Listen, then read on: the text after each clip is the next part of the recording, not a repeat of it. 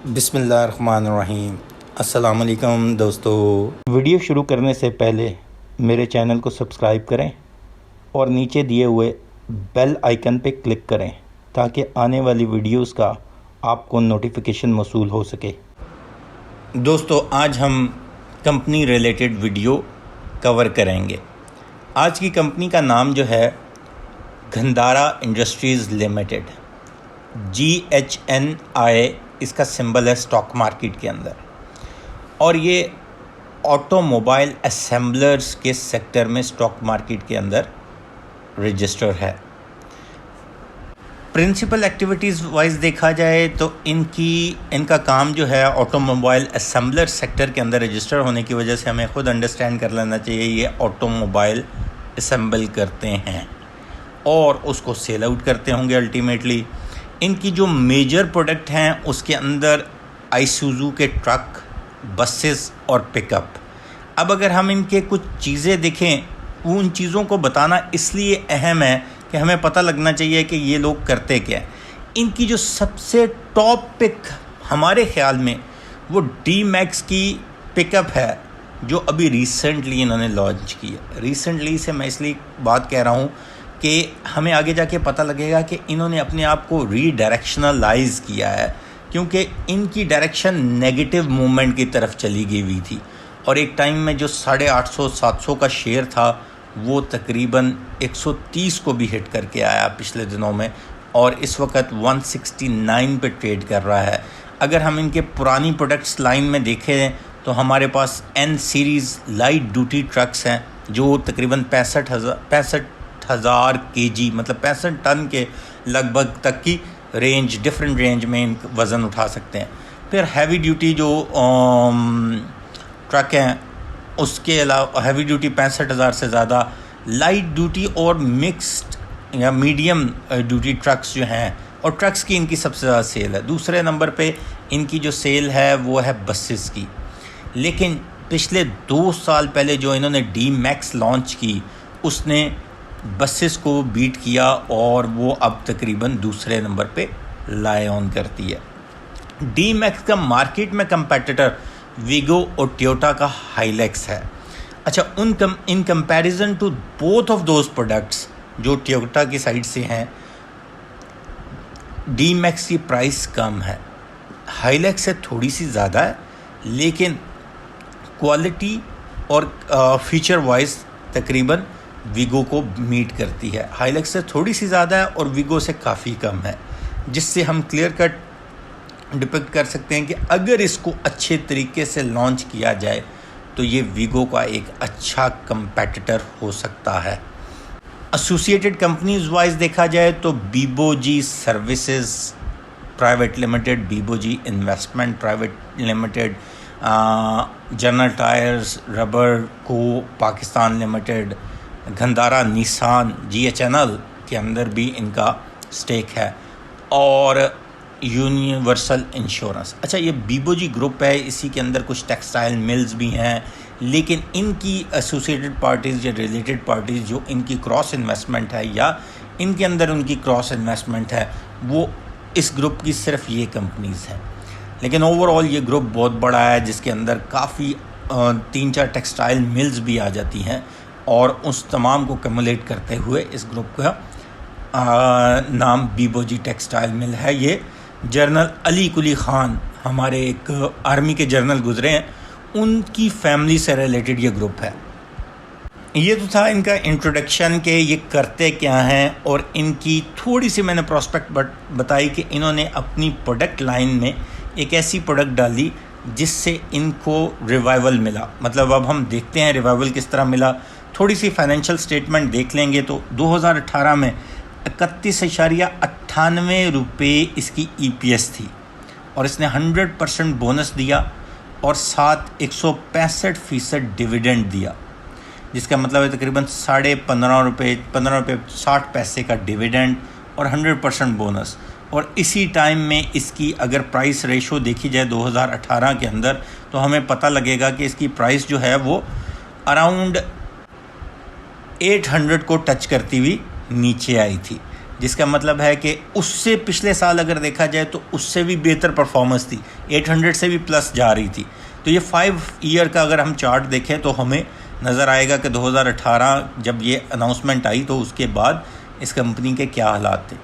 लेकिन 2019 में यकायक तब्दीली होती है और इसकी सेल्स गिर जाती हैं।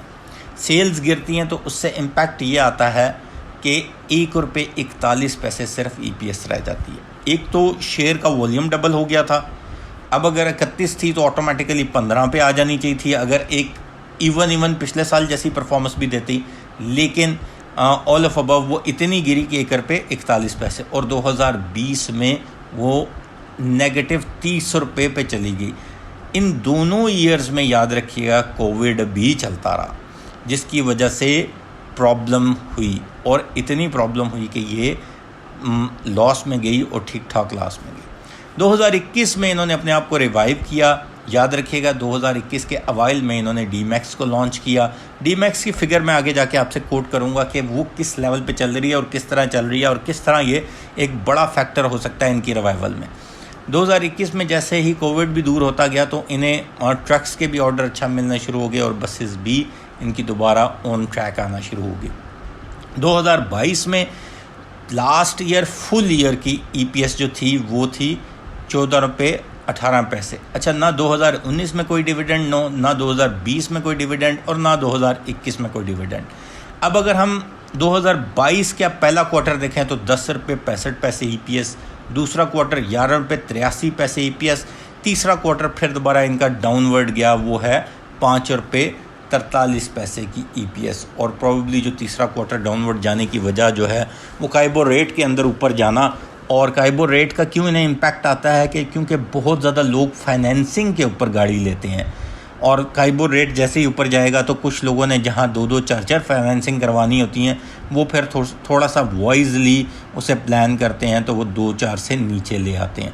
ओवरऑल इस ईयर की जो कम्युलेटिव 9 मंथ की EPS है वो ₹27.91। याद रखिएगा लास्ट ईयर में ₹14.18 और इस ईयर में ₹27.91। 2018 वाली ही बात होने जा रही है। अगर लास्ट क्वार्टर की भी अगर ₹5 भी EPS डाल लें जो कि इस क्वार्टर की थी तो प्रॉबली हम देखेंगे कि ये ₹32 के लगभग आसानी से या ₹33 के लगभग आसानी से जाएगा। टोटल शेयर इसके तकरीबन 4 करोड़ और 26 लाख शेयर बनते हैं, ठीक है। और PSX में अवेलेबल तकरीबन 1 करोड़ 27 लाख शेयर हैं। टोटल 30% का जो है इनका फ्री फ्लोट अवेलेबल है। PE करंट PE इस शेयर की जो है वो ₹5.22 पे है, 5.22 है। और जो सेक्टर PE है ऑटोमोबाइल असेंबलर सेक्टर जो है उसकी PE 7.48 है। ओवरऑल देखा जाए तो इसने अपना लोएस्ट बनाया ₹130 का 52 वीक्स में लास्ट, और जो अपना हाईएस्ट बनाया वो ₹321 का बनाया। अब यहाँ एक बड़ी पिवटल सिचुएशन में आपको थोड़ी सी रिमाइंड करा दूँ कि ₹14.18 फुल ईयर की EPS जब आ रही थी जुलाई में तो इसका प्राइस अराउंड 300 प्लस या 300 के लगभग था। एक्सपेक्टेड फेयर वैल्यू इसकी 192.90 और करंट बुक वैल्यू इसकी 155.67। इसका मतलब है कि ये अपनी करंट बुक वैल्यू से थोड़ा सा ही ऊपर है। और अगर हम लास्ट 20 सेशंस की इसकी ट्रेड आउट देखें तो ट्रेड आउट तो अच्छा है, कुछ दिन अपर लॉक भी लगा, कुछ दिन लोअर लॉक तो नहीं लगा, लेकिन प्राइस नेगेटिव में रही। ओवरऑल जो है वो अगर हम पूरा कम्युलेशन निकालें तो कम्युलेशन वाइज इसकी प्राइस जो है इस वक्त जहां खड़ी है वहां -1, मतलब पिछले 20 ट्रेडिंग सेशन में इसने कोई ख़ास गेन नहीं किया। इसका मतलब है कि इसके अंदर मार्जिन है। पॉलिटिकल अनसर्टेनिटी, डिफरेंट क्राइटेरिया जो इस वक्त चल रहे हैं उस लिहाज से देखा जाए तो इसने कोई गेन हासिल नहीं किया और ना ही कोई अपनी प्राइस लूज़ की। कुछ लूज़ की तो वो वापस रिटेन भी कर ली और ओवरऑल ये पिछले माह की ही सिचुएशन पे ही खड़ा है। लास्ट 1 ईयर की अगर प्राइस गेन देखा जाए तो 36% इसने प्राइस लॉस किया। 6 मंथ की देखी जाए तो 11.24%। 3 मंथ की देखी जाए तो 3.77%। एक महीने में तकरीबन 3% इसने प्राइस फुल एक महीने जिसके 22 ट्रेडिंग सेशन में 3% या 4% इसने प्राइस गेन किया है, और 3 मंथ में इसने कोई खास नहीं गेन की। इसका मतलब है हम इस वक्त नेगेटिव सिचुएशन में खड़े हैं फुल ईयर के लिहाज से। अच्छा, अब हम ज़रा ना फिगर्स देख लेते हैं कि सिचुएशन है क्या इस वक्त, इन लोगों की स्टैंडिंग कहाँ खड़ी है। लास्ट फुल क्वार्टर्स के अंदर अगर हम देखें 2020 का क्वार्टर देखें तो डी मैक्स की टोटल सेल आउट जो थी वो 196 पीसेस थी 9 मंथ की सिचुएशन में, और प्रोड्यूस उन्होंने किए थे 307 पीस।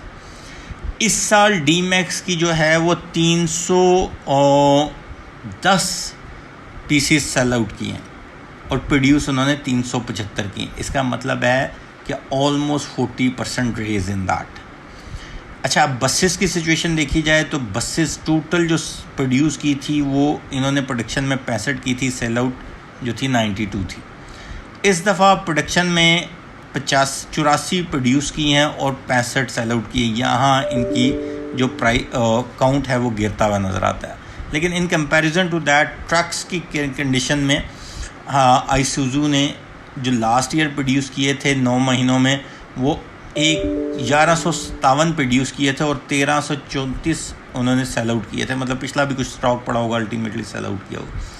इस साल 2360 प्रोड्यूस किए हैं और 2240 जो है सेल आउट किए हैं। अब यहाँ से एक क्लियर कट हमें नज़र आता है, ऑलमोस्ट डबल जो है वो प्रोडक्शन है और डबल ही सेल आउट है तकरीबन। तो ओवरऑल देखा जाए तो 2 अहम स्टेप हैं इस कंपनी की तरफ से, एक आइसुजू की डी मैक्स और स्पेसिफिकली ट्रक्स में बहुत ज़्यादा बेहतर परफॉर्मेंस दिखाई है इसने। और आइसुजू की डी मैक्स हम आगे वाले टाइम में आते हुए देखेंगे कि इसके ये पीसेस 1000 से ऊपर जाते हुए विदिन 1 ईयर आपको नज़र आएंगे।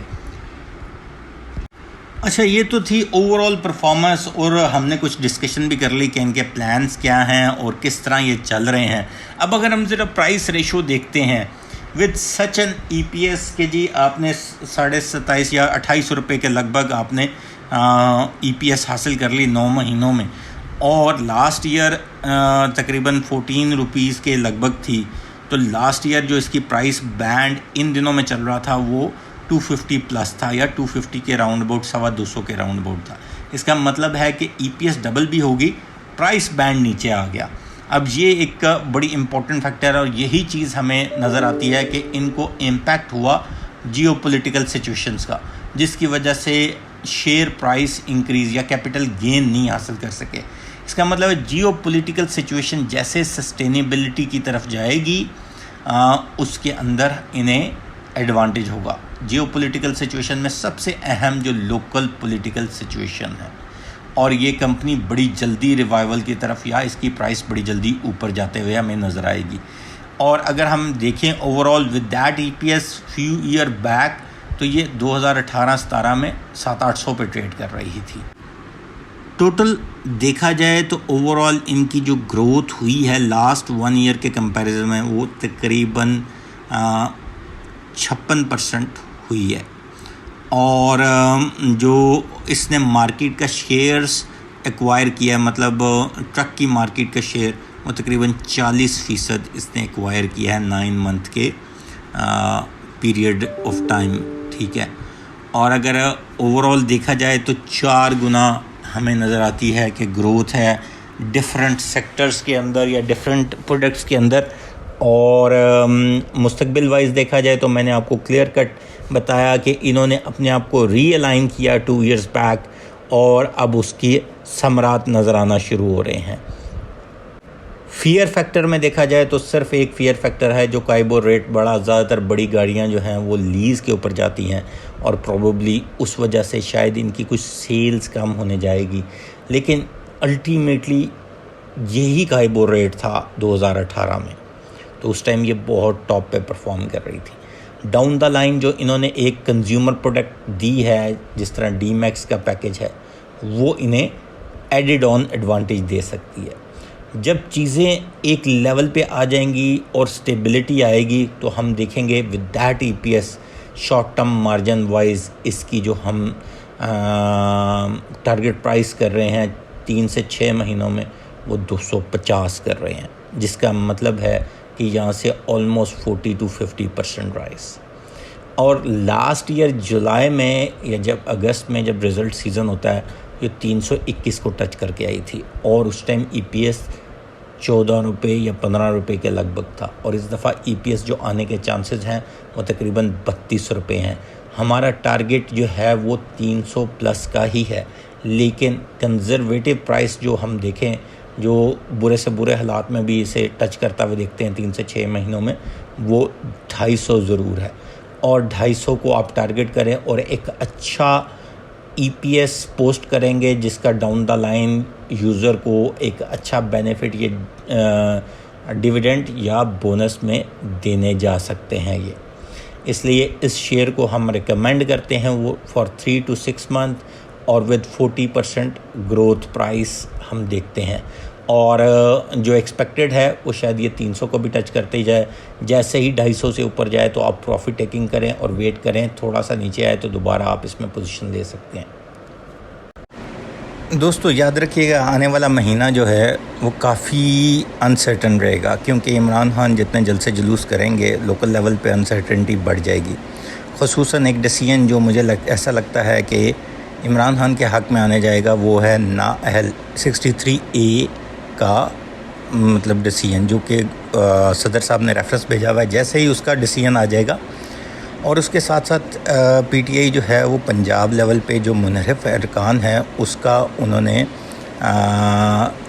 जो है मवाद बना के या उसका केस बना के 26 अरकान का आगे भेज दिया हुआ है।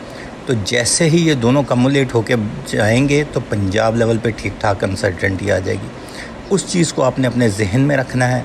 प्रॉबेबली ये रेट जो है 150 और 160 के दरमियान ज़रूर मिल जाएगा उस टाइम में। लेकिन जो लोग लॉन्ग टर्म के लिए सोच रहे हैं 6 से 8 महीनों के दरमियान, तो 160 169 165 पे बाइंग इसकी अच्छी होगी। और एक चीज़ हमें जहन में रखनी है, लास्टली जो मैं कहना चाहूँगा कि टारगेट प्राइस मैं आपको ऑलरेडी दे चुका हूँ, लेकिन अपनी ड्यू डिलिजेंस ज़रूर करें कोई भी स्क्रिप्ट बाय करने के लिए। शुक्रिया दोस्तों, चैनल को सब्सक्राइब करना मत भूलिएगा। अल्लाह हाफ़िज़।